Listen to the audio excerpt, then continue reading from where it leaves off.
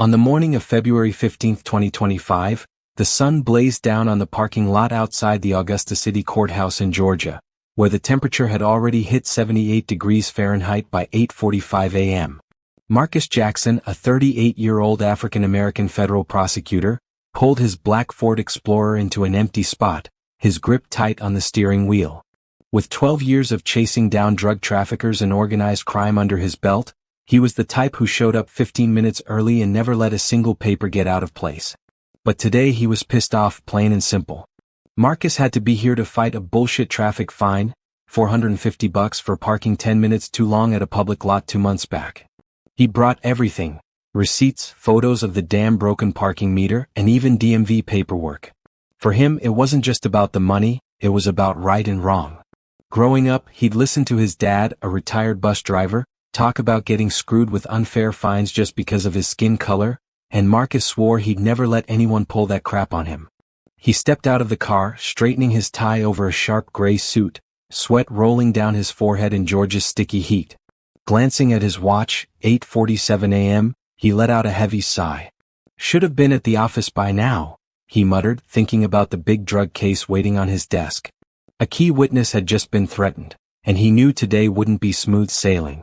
Marcus locked the car, grabbed his hefty briefcase, and headed toward the beat-up old courthouse, clueless that this morning was about to flip his world upside down.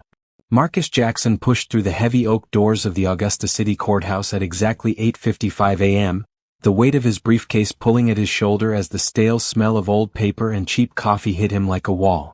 The place was a relic, gray walls peeling at the edges, wooden benches scarred from decades of restless butts, and a ceiling fan creaking overhead like it was begging to retire. He'd left the sweltering 78 degrees Fahrenheit heat outside, but the tension in his chest was hotter than Georgia asphalt in July. He'd meant to be here early like always, his dad's voice still echoed in his head. Show up on time, son, or they'll assume you're nothing. But that damn call about the drug case witness had derailed him, chewing up precious minutes. Now, with 5 minutes to spare, he hustled down the narrow hallway, his polished loafers clicking against the linoleum, eyes darting to the faded signs for room 107.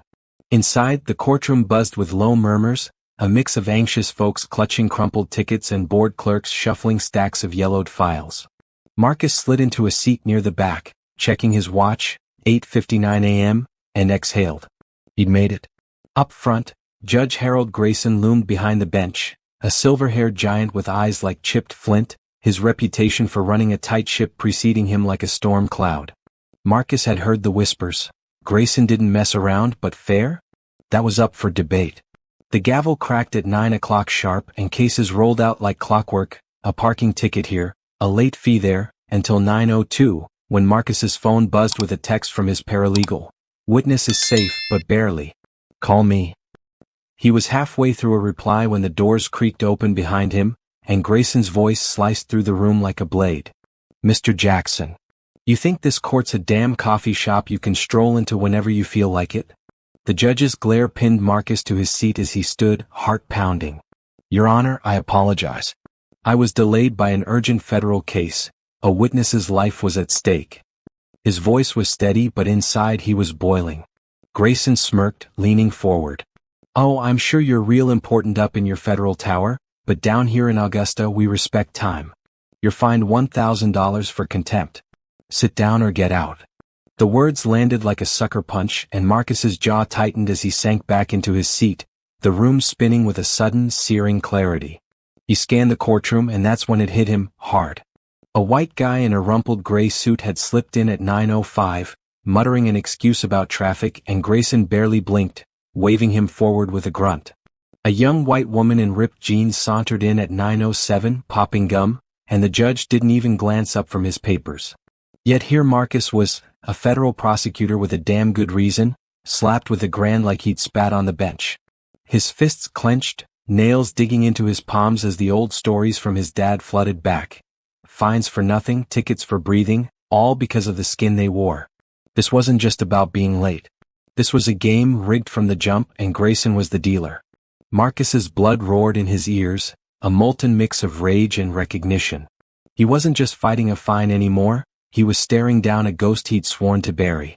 Marcus Jackson sat rigid in the scarred wooden pew of room 107, the $1,000 contempt fine still ringing in his ears like a gunshot.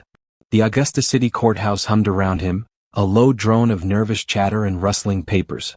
But all he could hear was the blood pounding in his skull, a furious rhythm drowning out Judge Grayson's gravelly voice calling the next case. His polished loafers, the same ones that had clicked confidently across the parking lot at 8:55 a.m., now felt like anchors, pinning him to a reality he couldn't stomach. That morning he'd walked in with a briefcase full of proof to fight a $450 parking ticket, fueled by the lessons his dad had drilled into him. Stand tall, be prepared, don't let them walk over you. But Grayson's smirk, the way he'd waved off that white guy in the gray suit and the gum-popping girl like they'd just missed a bus, while hammering Marcus with $1,000 for 7 damn minutes, it wasn't justice. It was a slap in the face, a middle finger to everything he'd built over 12 years as a federal prosecutor. He unclenched his fists, the sting of his nails fading as his eyes darted around the room. The pattern was glaring now, etched in every casual dismissal Grayson tossed out. A white dude with a late utility bill got a nod and a pay it next week. A black woman with a busted taillight stammered through an apology only to catch an extra $200 fine and a lecture on responsibility. Marcus's stomach churned, acid rising as his dad's voice crept back. They'll nickel and dime you till you're broke, son, just 'cause they can. This wasn't new, it was the same old game, dressed up in robes and gavels. But today it wasn't his dad taking the hit. It was him, and he'd be damned if he'd swallow it quietly. When his name echoed through the room again at 9:25 a.m., Marcus rose, his 6-foot frame cutting a sharp shadow across the linoleum. The air felt thick, charged as he strode to the podium, every step a declaration. Your Honor, he began, voice low but steel hard, before we get to my ticket, I need answers. Why's my 7 minutes worth $1,000 when that guy over there? He nodded at gray suit, waltz in late and gets a pat on the back. What's the rulebook here, 'cause it sure as hell ain't the one I swore to uphold. Grayson's flinty eyes narrowed, his gavel twitching like a coiled snake. You're out of line, Jackson. This court doesn't answer to you. One more word and you're looking at cuffs. The room held its breath, a dozen pairs of eyes, some wide, some nodding, locked on Marcus. He leaned forward, unflinching. Then cuff me, Your Honor. But I'm not the one breaking laws here. I'm just calling it like I see it. The gavel slammed down, a thunderclap, and Grayson barked, $500 more. You want to test me, boy? That word, boy, hit Marcus like a freight train, igniting a fire that had been smoldering since he'd parked his Ford Explorer that morning. He stepped back, jaw tight, but his mind was racing, plotting. This wasn't over, not by a long shot. He'd walked in to fix a ticket. Now he was walking out with a mission.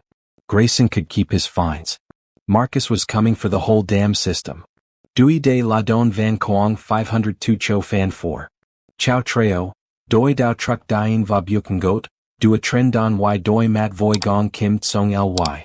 Twaju Su Lin Ket Voi Y1 2 Va 3, Su Dungan Gumut Ma Sang Tao Fu Hop Van Hoa Mai, Don 6 Du Luong Mai Va De Man Kich Tin Kung Kam Suk Fan No, Quiet Tom Nuyu Ka. The clock in Marcus Jackson's head ticked past noon as he stood on the Augusta City courthouse steps, the 88 degrees Fahrenheit heat pressing down like a judgment of its own. His gray suit clung to his back, damp with sweat, but the fire in his gut burned hotter than the Georgia sun ever could. That morning he'd rolled into the parking lot at 8:47 a.m. with a $450 parking ticket to fight, armed with receipts and a lifetime of his dad's lessons about standing up to unfairness. 7 minutes late had spiraled into a $1,500 contempt fine from Judge Harold Grayson, a silver-haired tyrant who'd smirked at late white folks while slamming Marcus with a gavel and a sneered boy. The courtroom's rigged game had unfolded before his eyes, gray suit walking free, a black woman hit with extra fines, and Marcus's blood had boiled over when he'd called it out, only to be shut down. Now, the weight of his briefcase felt like a call to war, and as he pulled his U.S. attorney badge from its leather pocket, the gold glinted like a promise. He wasn't here for a ticket anymore, he was here to break the wheel. At 1:15 p.m., Marcus stormed back into room 107, the lunch recess thinning the crowd to a handful of stragglers and a clerk sipping lukewarm coffee. Grayson looked up from a stack of papers, his flinty eyes narrowing as Marcus's 6-foot shadow fell across the bench. Your Honor, Marcus said, voice cutting through the stale air like a blade. "I'm Marcus Jackson, Assistant U.S. Attorney, Southern District of Georgia. I've locked up drug lords and killers for 12 years to keep this state clean. But what I saw here today, that's the dirtiest crime of all, a courtroom picking winners by skin color." He slapped his badge onto the podium, the thud echoing like a gunshot. "You fine me $1,500 for 7 minutes while letting others slide. Explain that." Grayson's face flushed crimson, his gavel trembling in his grip. "You've got no jurisdiction here, Jackson. This is my court. Take your federal ego and get out." But the crack in his voice betrayed him, and Marcus pounced. "Your court? Looks more like your playground, tossing fines at black folks like confetti while white latecomers get a wink. That's not law, that's a disgrace." The room ignited. A black woman in the back leapt up, her voice raw. "He's right. You hit me with $600 for a taillight last month? The white guy next got a damn handshake."